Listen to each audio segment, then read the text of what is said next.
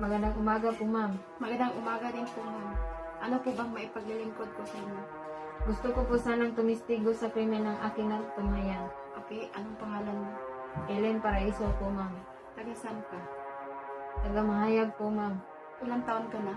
18 po. Sabihin mo yung mga nasaksihan mo sa krimen.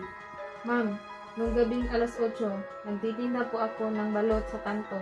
May narinig po akong putukan na malapit sa aking tindahan. Dali-dali po akong pumunta at nakita ko po ang biktima na nakahandusay sa kalsada. Nakita ko po si Stephen Apple na dala-dala yung baril niya at dali-dali pong papalayo sa pinangyaringan ng krimen, ma'am. Sure ka ba na siya talaga yung nakita mo sa krimen na yun?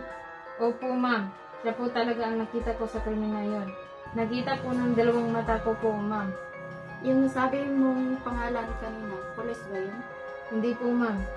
Kapitbahay ko po yun, ma'am. Tingin mo, anong motibo niya? Ba't niya nagawa yun? Ma'am, sa pagkakaalam ko po, may malaking utang yung biktima sa kanya. Kaya niya siguro nagawa yun.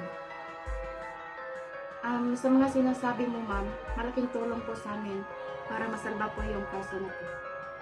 Ma'am, nakakasiguro po ka po ba na mabibigyan po ako ng proteksyon at ang aking pamilya na hindi masangkot sa gulong ito? Opo, maasahan mo kaming bigyan ka naming proteksyon para hindi kayo masangkot sa gulong ito. Maraming pong salamat, ma'am.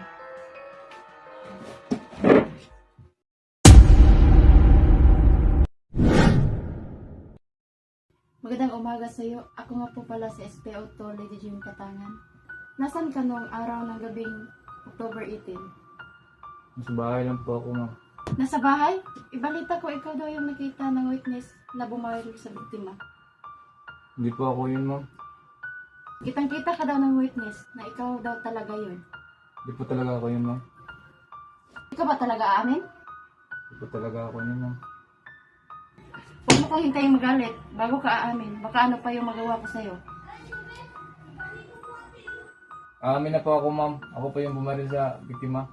Pinahirapan mo pa ako eh. Iaamin ka rin pala.